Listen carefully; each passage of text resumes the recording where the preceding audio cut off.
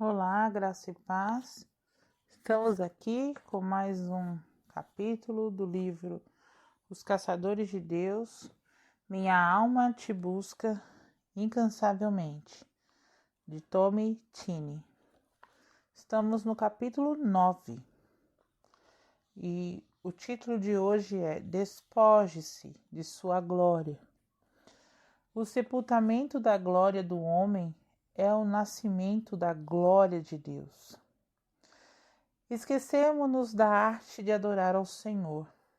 Nosso louvor está tão cheio de uma interminável torrente de palavras inúteis e vazias, dando a impressão de que tudo o que fazemos é preencher o tempo com um monólogo que, talvez, o próprio Deus ignore.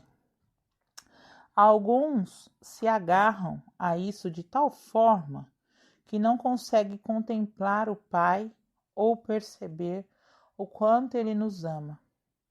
Precisamos retornar àquela simplicidade de nossa infância. Todas as noites, quando estou em casa, embalo minha amada filha de 6 anos para dormir. Geralmente, ela deita em meus braços e, antes que adormeça, me conta todos os problemas que enfrentou durante o dia. Papai, aquele menino da escola brigou comigo. Ou, papai, não fui bem na prova hoje. Sei que para ela estes problemas são verdadeiros gigantes. Nestes momentos, sempre tento confortá-la, dizendo que ela está comigo, que a amo muito e tudo vai ficar bem. Não importa o que disseram contra ela na escola, nem seus pequenos erros. Nada pode atingi-la agora que está em meus braços. O melhor mesmo é quando consigo caminhar pelo labirinto da mente de minha filha e lhe trazer paz. Então minha garotinha olha para mim com seus olhinhos quase se fechando e sorri. Só posso dizer que nestes momentos seu semblante me revela o mais puro amor e confiança. Ela não tem que dizer mais nada. Eu compreendo. Assim, em completa paz, ela se ajeita ao meu colo para dormir, com um sorriso que reflete plena segurança e confiança estampado no rostinho. Deus quer que façamos a mesma coisa. Muitas vezes, ao final do nosso dia, vamos até Ele e o adoramos com algumas palavras mecânicas que já sabemos de cor. Ficamos tão absorvidos pelos problemas que nos sobrevieram na escola durante o dia, que nos deitamos na presença de Deus somente o tempo suficiente para despejar nossa torrente de palavras e entregar nossas listas de pedidos. Depois voltamos para a correria de nossas vidas. Parece que não encontramos aquele lugar onde reside a paz perfeita. Você vai ter que olhá-lo face a face. O que Deus quer é simplesmente que olhemos para Ele. Sim, podemos dizer-lhe aquilo que sentimos, precisamos fazer isto. Mas o que o Senhor realmente espera é receber nossa mais íntima adoração e louvor, em nível que transcenda meras palavras e ações exteriores. Ele deixou diante de você uma porta aberta, mas você tem que olhá-lo face a face. Não fique parado na porta da eternidade. É preciso que entre. Você tem que parar de ficar olhando e ouvindo outras coisas. Ele está acenando. Suba até aqui e lhe mostrarei o que deve acontecer. Apocalipse 4:1. É isto que deveria trazer paz a um filho cansado. Não podemos nos deixar levar pelo nosso intelecto matemático para não corrermos o risco de racionalizarmos os propósitos de Deus. podemos acabar perdendo a hora de nossa visitação, como os fariseus, saduceus e os escribas do tempo de Jesus. Eu, por exemplo, não quero ver isto acontecer. Jesus chorou sobre Jerusalém, que naquele tempo simbolizava a habitação da presença de Deus, dizendo essencialmente: vocês não reconheceram o tempo certo.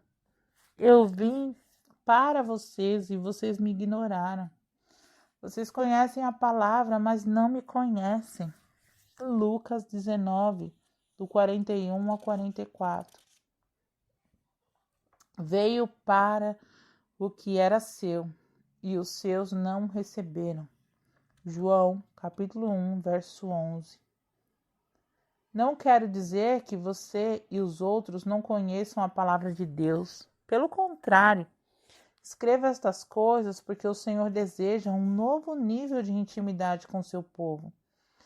Ele não quer que saibamos a palavra de cor. Ele quer que tenhamos conhecimento da pessoa dele.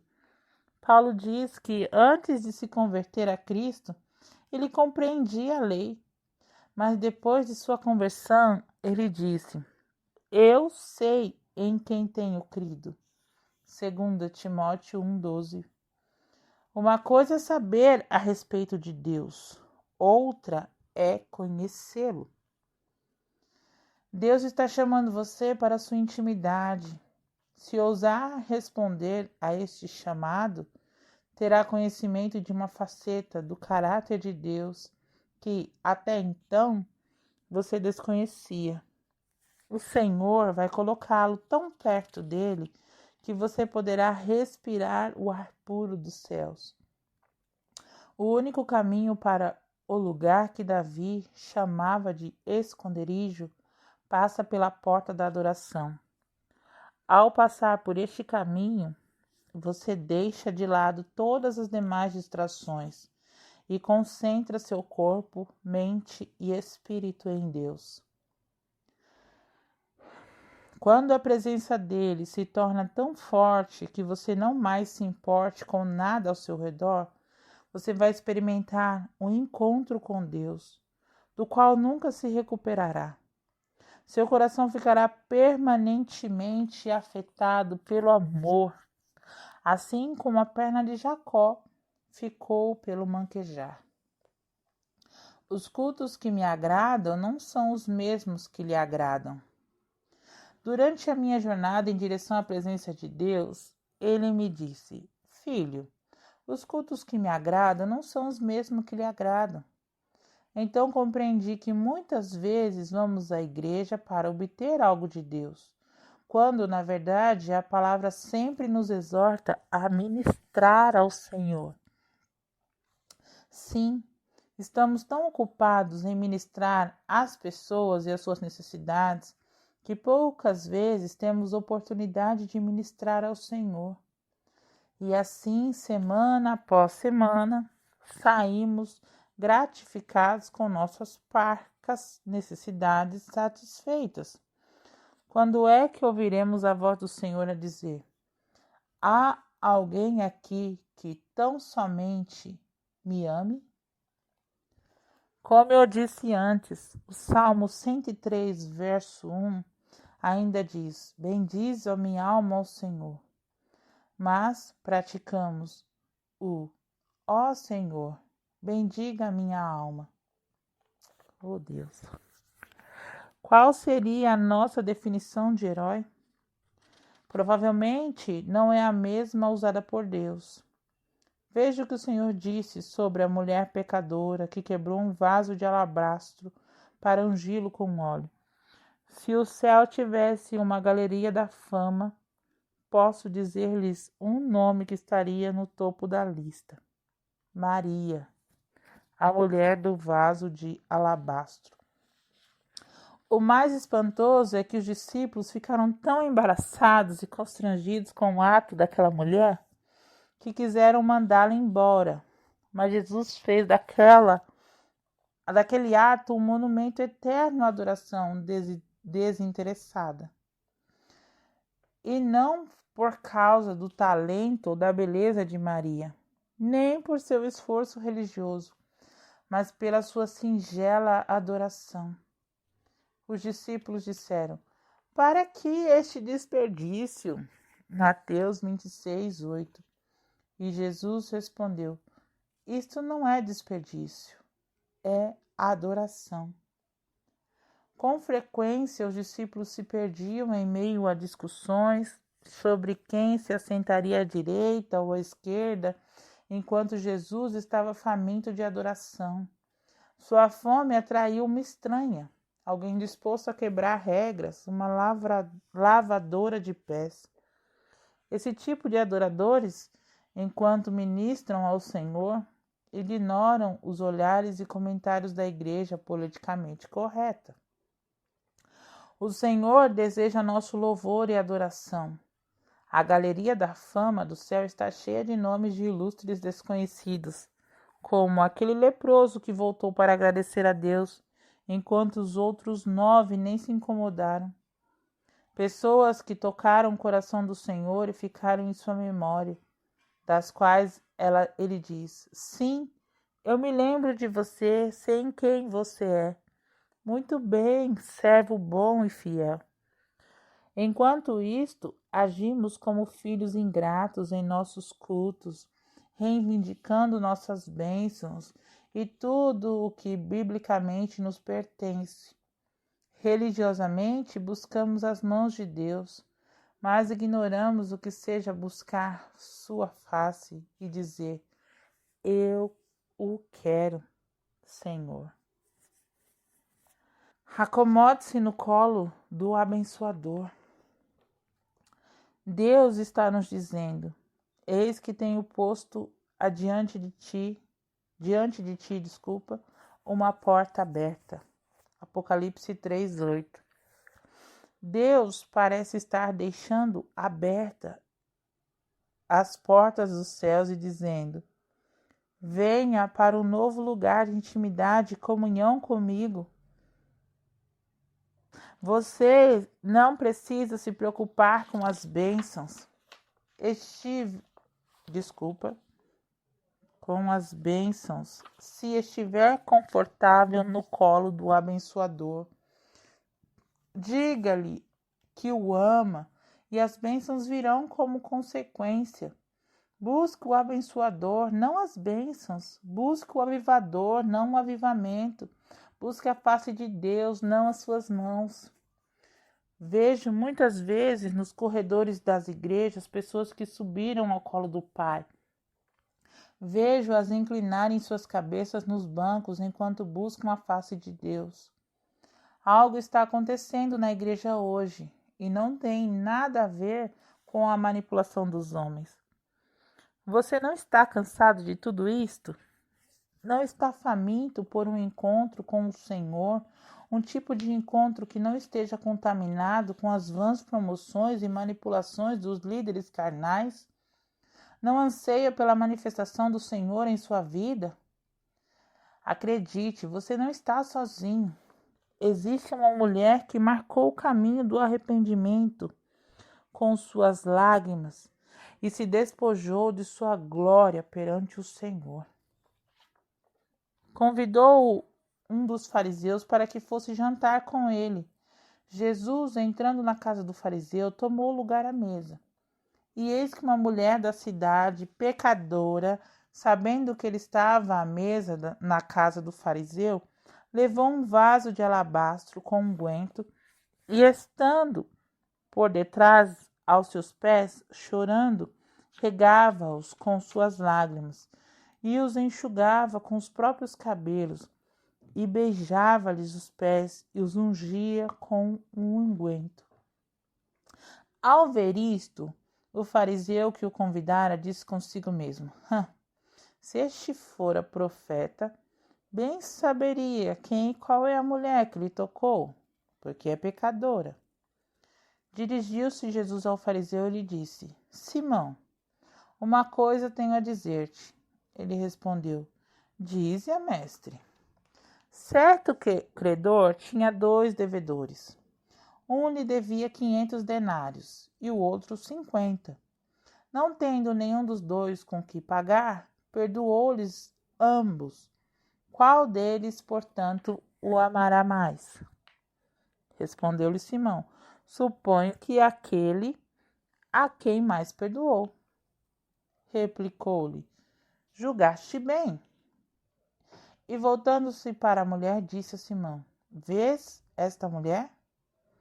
Entrei em tua casa e não me deste água para os pés. Esta, porém, regou os meus pés com lágrimas e os enxugou com seus cabelos. Não me destes ósculo. Ela, entretanto, desde que entrei, não cessa de me beijar os pés. Não me ungiste a cabeça com óleo, mas está com bálsamo, ungiu os meus pés.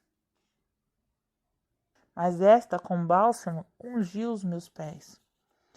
Por isso te digo, perdoados lhe são os seus muitos pecados, porque ela muito amou. Mas aquele a quem pouco se perdoa, pouco ama. Então disse a mulher: Perdoados são os teus pecados.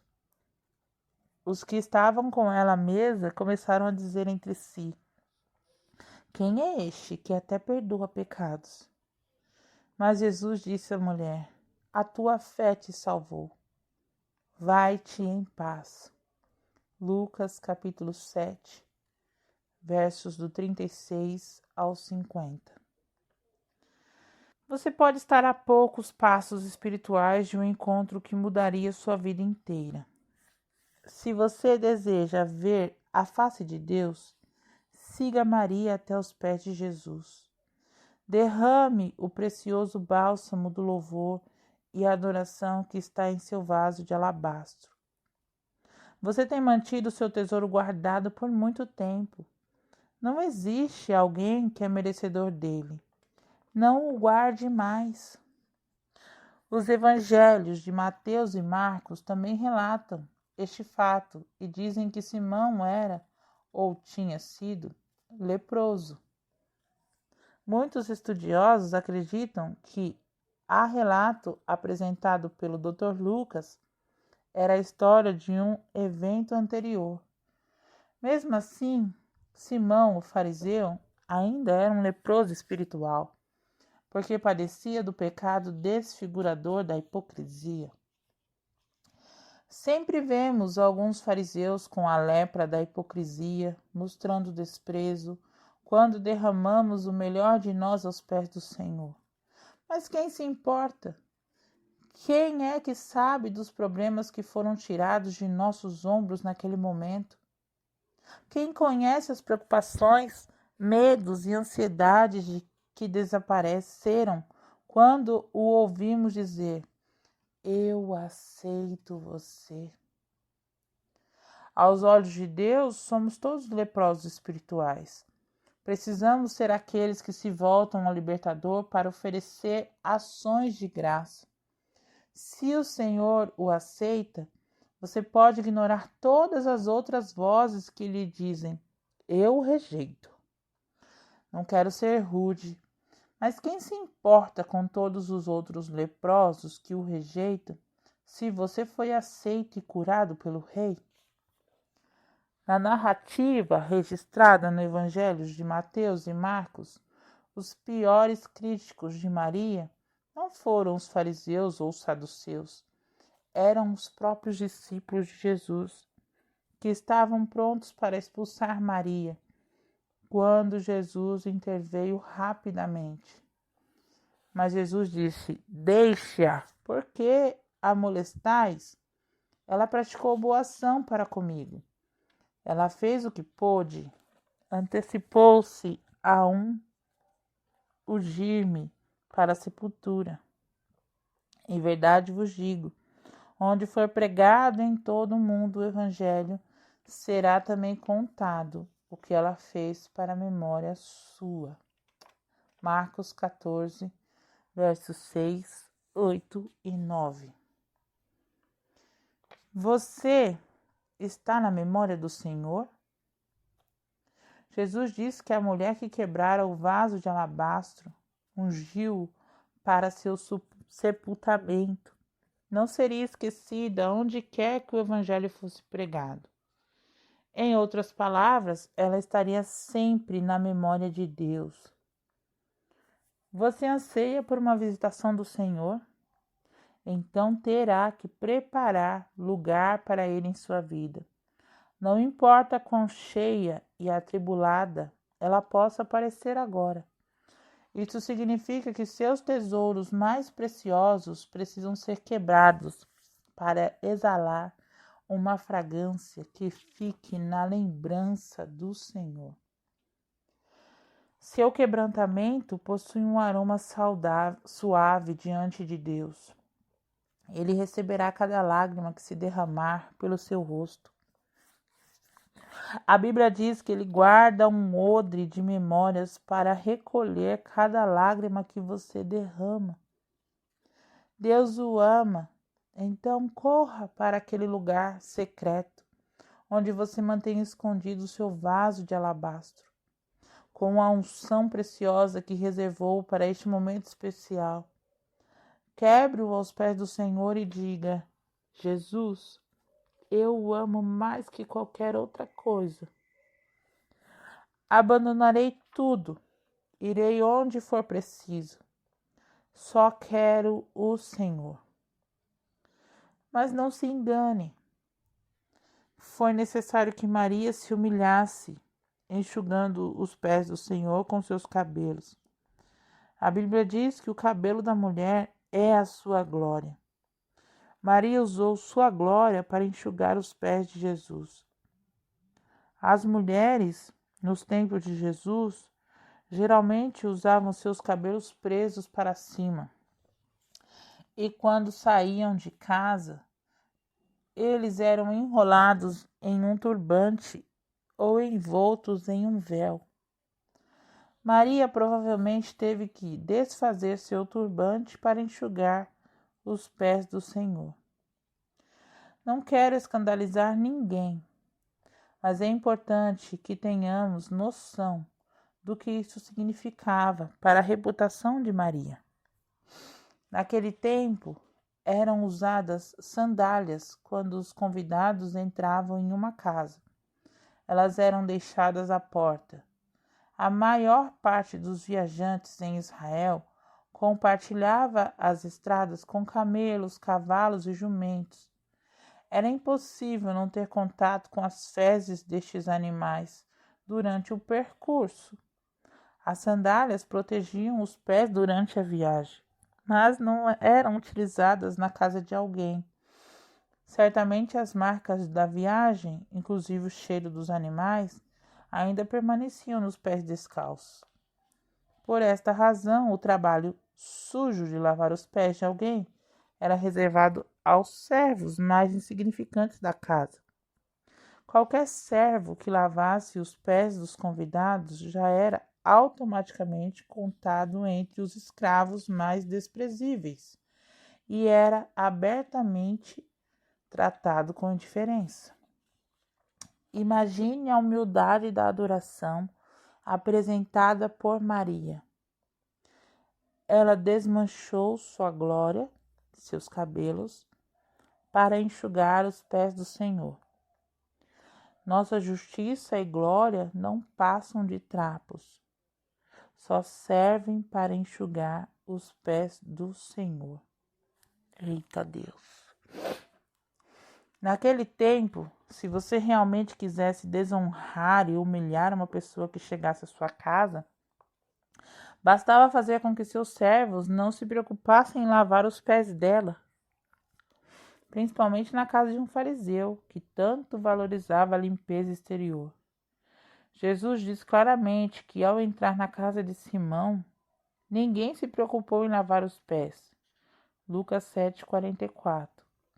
Simão queria que Jesus estivesse em sua casa, mas não queria honrá-lo. Quantas vezes queremos a presença de Deus em nossos cultos, mas nos recusamos a louvá-lo como deveríamos. Nossos cultos são realizados para Deus ou para os homens? Por muito tempo, a igreja tem pedido a presença de Deus, mas nunca o coloca em uma posição de honra. Isso significa que tudo o que queremos são seus brinquedos. Queremos as curas, os dons sobrenaturais e todos os milagres que ele pode fazer. Mas, na verdade, não queremos honrá-lo. Como eu posso dizer tal coisa? Pergunte a si mesmo se nossos cultos são feitos para entreter os homens ou para honrar a Deus. O que é mais importante? Ouvir alguém dizer: o culto foi realmente muito bom, gostei muito, ou ouvir a aprovação do Senhor?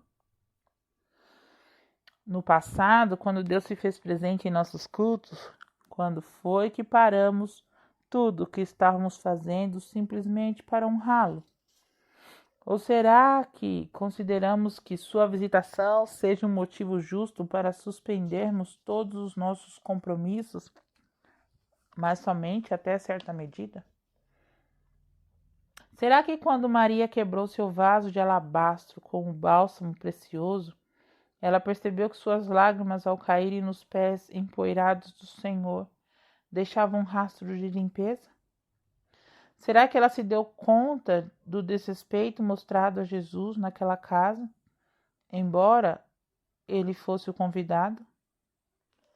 Creio que sim. E isto deve ter partido seu coração. Seu pesar pareceu aumentar a intensidade de suas lágrimas, até que se tornaram como uma torrente. Havia tantas lágrimas caindo sobre os pés de Jesus que Maria literalmente os lavou, tirando de sobre eles o cheiro dos animais. Mas o que ela poderia usar para enxugar os pés do Senhor? Ela não tinha honra ou autoridade naquele lugar. Não podia pedir uma toalha. Como não houvesse nada à mão e nada fora providenciado pelo dono da casa, Maria usou seus cabelos, sua glória, para enxugar os pés de Jesus. Ela tirou dele toda a rejeição, desrespeito e desprezo mostrados naquela casa e tomou sobre si mesmo todas as evidências da pública rejeição do Senhor. Você consegue imaginar o que isto causou ao coração de Deus? Ao repreender abertamente seu anfitrião, Jesus nos dá pistas do que sentiu naquela hora. E voltando-se para a mulher, disse a Simão: Vês esta mulher? Entrei em tua casa e não me deste água para os pés. Esta, porém, regou os meus pés com lágrimas e os enxugou com os seus cabelos. Não me destes ósculo. Ela, entretanto, desde que entrei, não cessa de me beijar os pés. Não me ungistes a cabeça com óleo, mas esta com bálsamo ungiu os meus pés. Por isso te digo, perdoados lhe são os seus muitos pecados, porque ela muito amou, mas aquele a quem pouco se perdoa, pouco ama. Lucas 7, 44 a 47. Os caçadores de Deus, minha alma te busca incansavelmente. Tom Cheney. Continuando o capítulo 9, para finalizar. Você tem que se despojar de sua glória para ministrar ao Senhor. O Senhor me disse: Maria despojou-se de sua glória para ministrar a mim. Se todos os discípulos estivessem presentes, havia, no mínimo, mais 12 pessoas naquela casa, mas ninguém alcançou o mesmo nível de intimidade que aquela mulher. Os discípulos, embora fossem boas pessoas como Pedro, Tiago e João, fracassaram. Ouçam, meu amigo, você pode estar tão ocupado sendo um discípulo atuante que pode estar fracassando na adoração. Você acha que Deus precisa que façamos coisas para Ele? Não é Ele o Criador que deixou os céus para escavar os 7 mares com a palma da mão? Não foi Deus que premeu a terra para fazer as montanhas? Então, é óbvio que Ele não precisa que você faça nada. O Senhor quer sua adoração. Jesus disse à mulher junto ao poço: os verdadeiros adoradores adorarão o Pai em espírito e em verdade, porque são estes que o Pai procura para seus adoradores. João 4:23. Assim como muitos pastores, ministros e diáconos nas igrejas de hoje, os discípulos ficaram nervosos ao ver aquele tipo de fome por Deus. Alguém pare esta mulher, teriam dito. Mas Jesus interveio. Não, finalmente alguém está fazendo algo correto. Não ousem parar esta mulher. As igrejas hoje não têm lugar para Marias com vasos de alabastro, porque elas nos constrangem quando começam a desmantelar sua glória, orgulho e ego na frente de todo mundo. O problema é que nossa glória, orgulho e ego se sobrepõem à humildade. Deus está dizendo ao seu povo: se vocês estiverem dispostos a se despojarem de sua glória, eu os trarei para perto de mim. Posso ouvi-lo dizer: esqueça sua glória, coloque seu ego de lado. Não me importa quem você seja, ou o que sinta, ou quão importante pense ser. Eu o quero. Mas primeiro você tem que esmigalhar sua glória. Por quê? Porque o sepultamento da glória do homem é o nascimento da glória de Deus. Oh, aleluia, Senhor. A paixão de Maria atingira tão alto nível que ela poderia dizer: não estou nem aí se as pessoas estão me vendo fazer isto. Talvez você sinta um aperto no peito ao ler estas palavras. Posso quase garantir que você já aprendeu como manter a pose, mesmo que esteja louco para cair aos pés do Senhor, clamando por perdão e misericórdia. Deixe que o amor que existe em você quebre aquela casca que encobre aquilo que você realmente é. Você é aquilo que pensa. Deus quer que você, espontânea e corajosamente, deixe que o mundo saiba o quanto o ama. Mesmo que tenha você que esmiuçar sua glória na frente de vários discípulos criticastros. Quebre seu vaso de alabastro. Onde está guardado o que você tem de mais precioso? E mostre publicamente sua paixão pelo Senhor. Deus não precisa de seu culto religioso. Ele quer a sua adoração. É a única adoração aceita por Ele, é a que provém da humildade. Se você quiser vê-lo, terá que se despojar de sua glória e banhar os pés do Senhor com suas lágrimas, sem se importar com o que haja neles. Não é exatamente para isso que serve nossa glória? Nossa justiça é um trapo imundo aos olhos de Deus. Você quer ser ungido ou ser aquele que unge? Costumamos colocar num pedestal as pessoas que foram ungidas por Deus. Mas quem Deus mantém em sua lembrança? Jesus disse que o ato de Maria seria contado para a memória sua. Mateus 26:13. Gostamos dos ungidos. Deus, no entanto, gosta daqueles que ungem. Estes são os que amam mais a Deus do que aquilo que Ele pode oferecer. Acredito que, na verdade, Maria ungiu Jesus 2 vezes e ainda irá ungí-lo uma terceira vez. Primeiro, em Lucas, capítulo 7, ela veio como uma pecadora e ungiu seus pés, esperando a todo custo receber seu perdão. Depois, em Mateus 26 e Marcos 14, ela ungiu a cabeça de Jesus no final do seu ministério terreno. O próprio Jesus disse que o que ela fazia era para seu sepultamento. Agora pense, Jesus estava pendurado na cruz, suspenso entre o céu e a terra, e naquele momento não era merecedor nem de um nem de outro. Abandonado por todos, agonizando em seus últimos suspiros de vida. Mas que cheiro ele exalava! Que cheiro suplantava a fragrância do sangue vertido pela sua face moída! Que cheiro era mais forte que o barulho dos soldados disputando sua capa!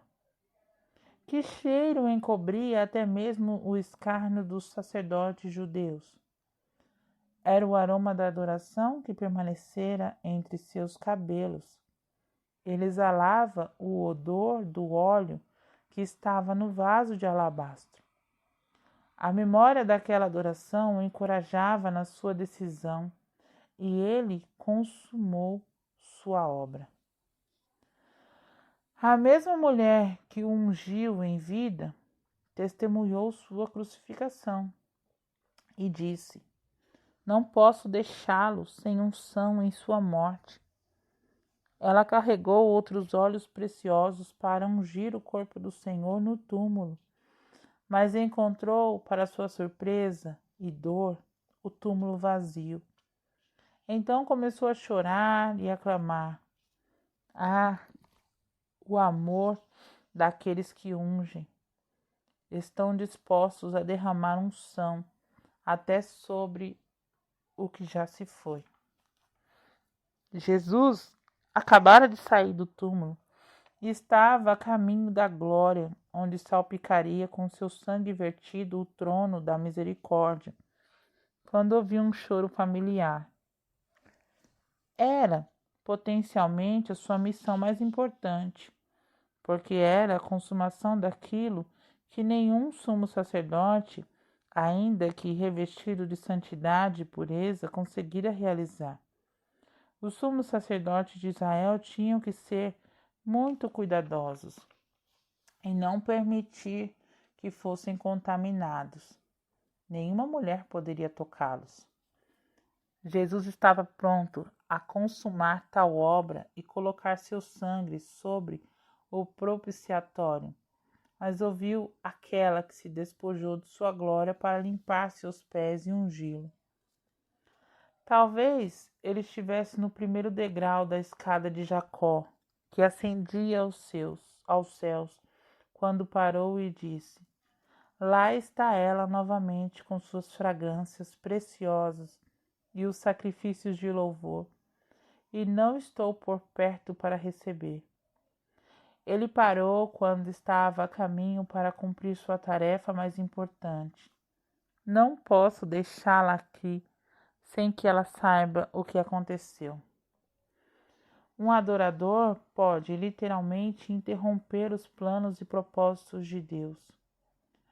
Jesus adiou sua principal missão para ir à pessoa que havia quebrado o vaso mais precioso que possuía para ungí-lo. Ele viu as lágrimas dela e, colocando-se por detrás, chamou: Maria, Maria. Deus foi interrompido pelo clamor de uma prostituta. O que levou o Filho de Deus a fazer isso? Porque o grande sumo sacerdote interrompeu sua caminhada em direção ao propiciatório ao ouvir o clamor de uma ex-prostituta? Uma coisa que eu posso lhe dizer: ele só faz isto pelos que estão na galeria dos verdadeiros adoradores. Num primeiro momento, Maria não o reconheceu, porque ele havia mudado. Ela perguntou: Onde você o colocou? Onde você colocou aquele cujo rosto me era tão familiar? Ela pensou que o Cristo glorificado fosse um simples jardineiro. Alguns hoje parecem não reconhecer a glória de Deus quando ela está bem diante de nós.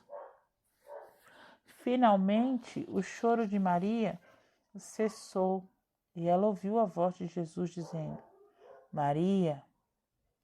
Sua aparência mortal havia sido transformada em imortal, e todas as suas feições já não eram terrenas, mas celestiais. Ele rapidamente a alertou: Maria, não me toque. Não quero ter que passar pelo sacrifício da cruz novamente. Não toque em mim. Só queria que você soubesse que estou bem. Vá e conte aos discípulos. O Senhor teve que lhe dizer para não tocá-lo. Ele disse isso porque sabia que ela poderia fazê-lo. Ele também estava próximo bastante para ela o tocar, se quisesse. Jesus arriscou ser crucificado de novo para conversar com aquela que o ungira. Deus vai revelar seus segredos proféticos antes mesmo que eles venham a acontecer, para aqueles que quebram protocolos da adoração e o ungem com fragrâncias aromáticas. Ele pode colocar de lado sua glória por aqueles que estão dispostos a se despojarem de seu ego e glória humana. Você está esperando por uma revelação da parte de Deus? De certa forma, Jesus estava colocando em perigo os propósitos de Deus Pai por causa de uma adoradora que se despojou de sua glória. É por isso que ele teve que dizer: não toque em mim. Que confiança ele tinha nela. Você já percebeu como algumas pessoas parecem ter uma estreita relação com Deus? Por alguma razão, Deus parece estar próximo a elas o tempo todo. E não é porque elas preguem bem ou porque cantem louvores divinamente. É porque sabem muito bem como se despojar de seu ego e de sua glória. Deixam tudo de lado para se renderem aos pés do Senhor em humildade e quebrantamento. É para estes poucos e preciosos adoradores que o próprio Deus interrompe sua ascensão ao céu para lhes revelar seus segredos, para falar a seus corações aquilo que está prestes a fazer. Você percebeu que não foi Deus quem quebrou o vaso de alabastro de Maria? Ela é quem teve que fazê-lo.